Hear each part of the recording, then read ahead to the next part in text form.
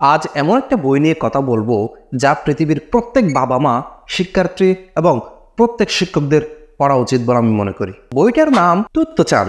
আচ্ছা, কেমন হয় বলুন তো? একটা পরিত্যক্ত রেলের বগি যদি হয় একটা স্কুল, আর রেলের কামরাগুলোকে সাজিয়ে গুছিয়ে যদি বানানো হয় ক্লাসরুম, আবার সেই ক্লাসরুমগুলো লতাগুল্ম, পাখির গুঞ্জনে ভরপুর, আর সেই স্কুলে আছে এমন সব নিয়ম এবং শিক্ষাদানের চমৎকার কিছু পদ্ধতি যা শুনলে মনে হবে, ইস, আমি যদি ওই স্কুলটায় পড়তে পারতাম। আমি আপনি সেই স্কুলে পড়তে না পারলেও জাপানের কিছু সৌভাগ্যবান শিশু সেই স্কুলে পড়ার সুযোগ পেয়েছিলেন। তাদের মধ্যে একটি ছোট্ট মেয়ে যার নাম তুত্তচাঁদ। সেই তুত্তচাঁদ অর্থাৎ ছোট্ট মেয়েটি বড় হয়ে একটা বই লিখে ফেললো তার স্কুল জীবনের সেসব অনবদ্য স্মৃতিগুলো নিয়ে।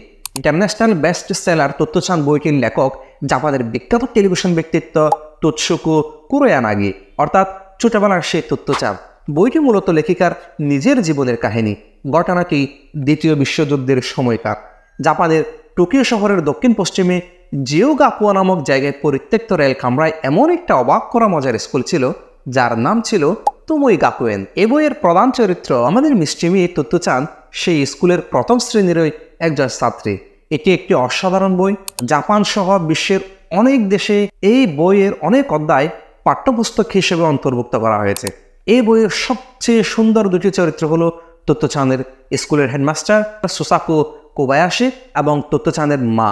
আসলে তারা দুজন ছিলেন পৃথিবীর মাটিতে হেঁটে চলে বেড়ানো রক্ত মাংসের এক একজন সত্যিকার অর্থে মানুষ, যাদেরকে আসলেই মানুষ বলে সংজ্ঞায়িত করা যায়। পৃথিবীর সব মায়েরা ভালো, সব মায়েরাই সন্তানের ভালো চায়, কিন্তু তুত্তচাঁদের মায়ের মতো মা আমাদের দেশে বিরল।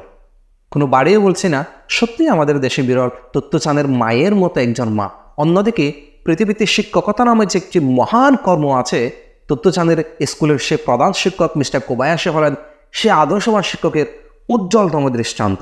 বইটা পড়ে শুধু আফসোস জাগে, ইস, আমাদের দেশের ছেলেমেয়েরা যদি তুত্তচাঁদের মায়ের মতো একজন মা পেতেন, কিংবা তুত্তচাঁদের সে স্কুলের প্রধান শিক্ষক মিস্টার কোবায়াশির মতো একজন আদর্শবান শিক্ষক পেতেন, তবু কতই না নির্মল সুন্দর শৈশব তারা পেতেন। আহা, তারা পেতেন।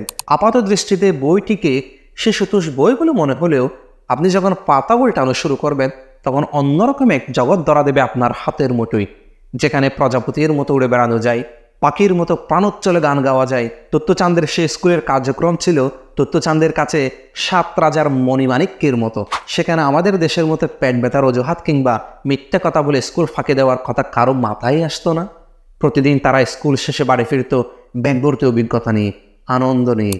এটা এমন একটি স্কুলের গল্প যেখানে শিশুদেরকে আবদ্ধ থাকতে হয় না নিয়ম নীতির বেড়াজালে, যেখানে প্রতিটি শিশু স্কুলে যেত মনের আনন্দ আর বুক ভরা ভালোবাসা নিয়ে। তুত্তচাঁদের স্কুল ছিল সেরকম একটি ব্যতিক্রমধর্মী স্কুল, যেখানে আমাদের দেশের মতো রাসবাড়ি মাস্টারদের বইয়ে মিথ্যে কথা বলা শিখেনি কেউ। তারা শিখেছিল স্বপ্ন দেখতে, কল্পনার গানা মেলতে। অনিচ্ছা সত্ত্বেও বাধ্য হয়ে যেতে হয় এমন জায়গা ছিল না তোমোই গাকুয়েন নামের সেই স্কুলটা। এই স্কুলটা ছিল শিশুদের প্রিয় বন্ধু হয়ে ওঠে এক স্বপ্নের দেশ। বইটি পড়ার পর আপনার মনে হয়তো অজান্তেই আফসোস করে বলবে, ইস, আমি যদি তোমোই গাকুয়েন স্কুলে পড়তে পারতাম, যদি পড়তে পারতাম, আহা, যদি পারতাম।